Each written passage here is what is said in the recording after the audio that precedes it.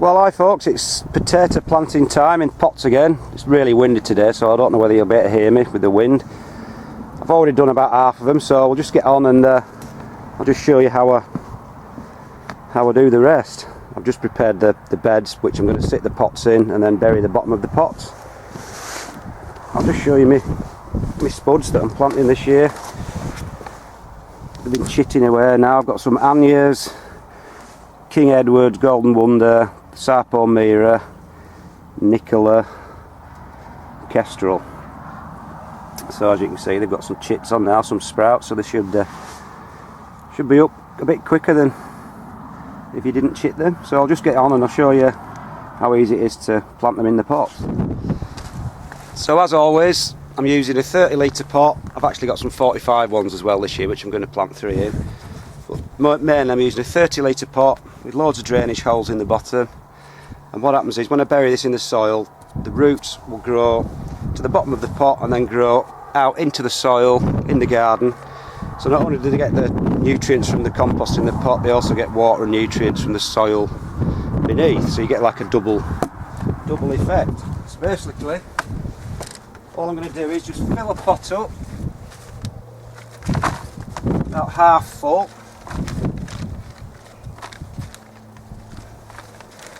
General bog standard multi-purpose. This is your cheapest I can find, which is B&Q stuff in big 125 litre bales. And then fertiliser wise, I usually just use bloodfish and bone, about 2.5 ounces mixed in. But this year I'm going to try some of this stuff called Potato Magic. It's a specific potato fertiliser. And it's got, if I can read the label, 12, 11, 18 NPK, so it's high potash, which in theory will give you bigger potatoes, and it's about double strength of the bloodfish and bone, because that's only 555, where this is 12, 11, 18. So I'm only going to use a little bit of this. That's what it looks like, little purple, little green granules. So I'm going to use just over an ounce of this. Just going to drop that into the half pot of compost and just mix that in well to hold the compost. Just give it a good mix up like that. And then I'm going to take 2 seed potatoes. These are my Sarpo Mira. They've got a couple of chits on, a couple of sprouts. And simply I'm just going to push these into the compost so that they're about 2 inches from the bottom of the pot. Simple as that. And just cover it up, and then that's it. So then what I'll do is, I'll just try and shift the old camera about, if I can see. All I'll do with these then is I just plonk them in the row, like so. I'll raise some of the soil up, and then simply all I'm going to do is just rake back the soil over the pot, over the bottom of the pot, so the soil covers up the drainage holes. So then when the roots do reach the bottom of the pot, they've got fresh soil to grow into beneath. So then, like I say, you get the energy from the compost and from the pot.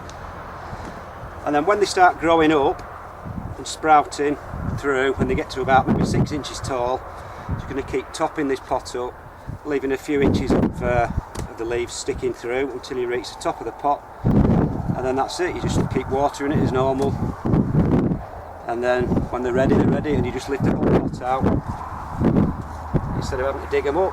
So I love this way of doing it. I mean, it costs a bit more because of the compost, but the ease of doing it is it's so easy. You want to pot of potatoes, you don't have to go in any weather and dig them out and pull them all out of the soil.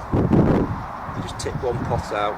So you'd be amazed what sort of results you can get. I've been getting, like last year I was getting up to £9 of Sarpo Miras out of a pot, and a couple of years ago I got £10 of King Eddies out of a pot. So it's a good way of making use of quite a small area, because you can plant them quite close together and you get a good yield. So that's about it folks, planting out this year's potatoes. I'll just get on and finish the lot. So there we go folks, that's all my spuds planted bar 2 pots because I forgot to bring my kestrel with me. So that's 20 pots, 5 square metre plot, hoping to get about £150 out of these.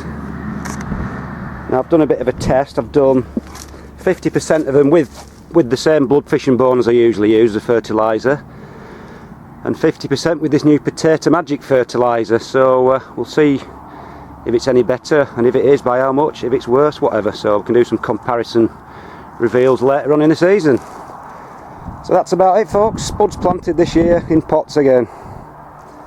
See you later. Well hi folks, as you can see, some of my potatoes, and I only mean some, as you can see, like that's a King Edward and that's my Golden Wonders. I've got blight now, so they need to come up and be harvested. But thankfully again, the Sarpo Miras are just immune to it. So they should grow on for another few weeks at least and get bigger and bigger. So Sarpos, as you can plainly see, are blight resistant. So we'll get on and I'll harvest some of these and see what sort of a crop we've got. Like I say, I've got Golden Wonder, I've only got 1 King Edward and a couple of Kestrel. So we'll get them tipped out, get the leaves chopped off and see what sort of a yield we get. Alright folks, we'll set off with the old Golden Wonder. I can't see a thing, it's so bright, so I'm hoping my camera hit the right spot.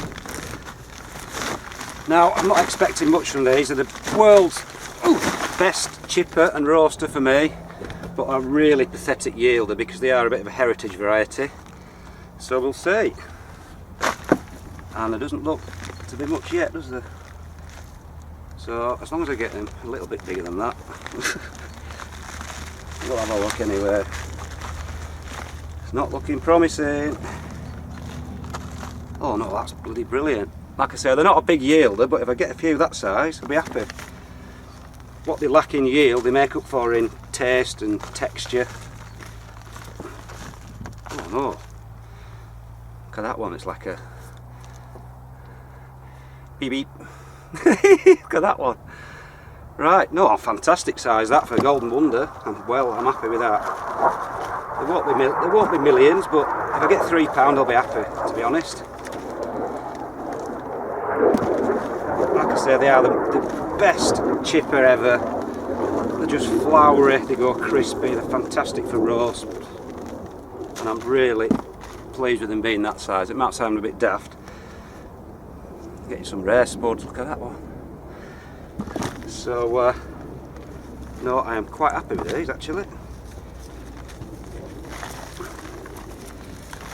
Just get them out anyway. They've not got any resistance to blight, as you can see, these were absolutely wiped out. But I am super chuffed so far, because they're not a big variety. Big yielder, but chuffed with that. Yep.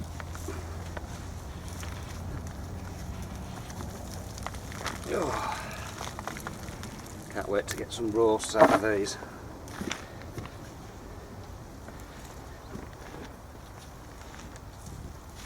I think that's about it. Like I said, if I got £3 I'll be happy. So I brought my scales. We'll give them a little bit of a weigh. Oh, sorry.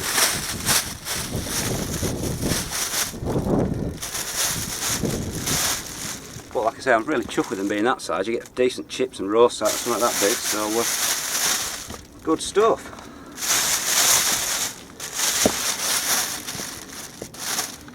I've only got 3 pots of these because I thought if we do get blight, they're never that big, but I wish I'd have grown more now, but I've only got blight late on. Quite late anyway. Right, let's see how much they weigh. Turn my scales on. Get it in pounds. Pounds, right, let's have a look. Like I say, anything over 3 and I'll be happy. Oh my god, look at that. I can't see the camera. I think it said £6. £6.13, so that is fantastic for such a slow yielding, low yielding variety. Right, we'll get on. I'll just I've got some Kestrel and 1 King Edward now, so I'll just get on and see how much we get out of those. I won't bore you with the reveal, I'll just give you a bit of a weigh-in. Right, the solitary King Edward. I only grew odd one just because I thought, because the source are susceptible to blight, I thought there's no point in getting little ones, and I bet it's full of massive ones now in my luck. There appears to be a few. Oh dear. Again, King Edward's fantastic chippers, as everyone knows, and roasts.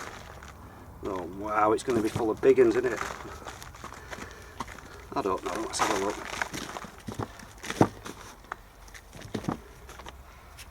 It's a lovely looking potato as well, look at it, oh dear.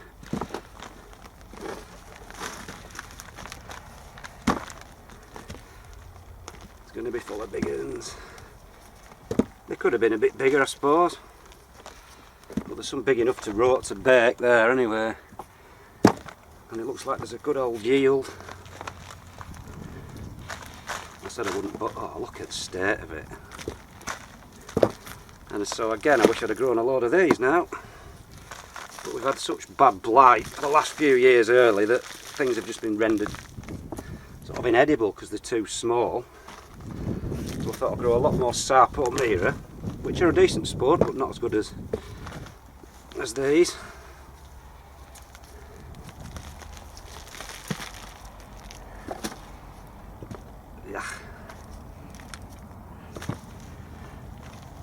Yeah, they are a little bit on the small side.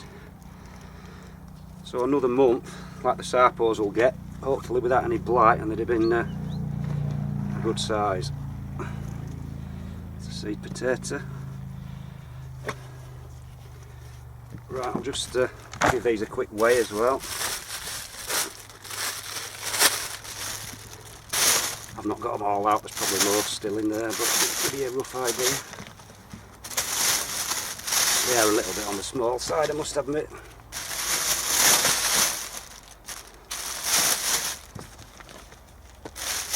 But if you can be bothered to peel them, they'll still make fantastic roast potatoes.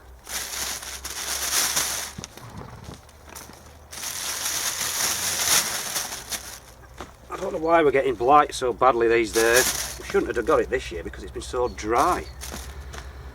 But I've been lucky, I've got it a bit later than some people. Tends to come up from the south upwards, so the further north you are generally the later you get it. So like I say, I seem to have got away with it, so things aren't too bad. Right, I think that's most of them. Give it another quick weigh. I don't think there's much more of these than there are of the... Oh, and it feels a little bit heavier.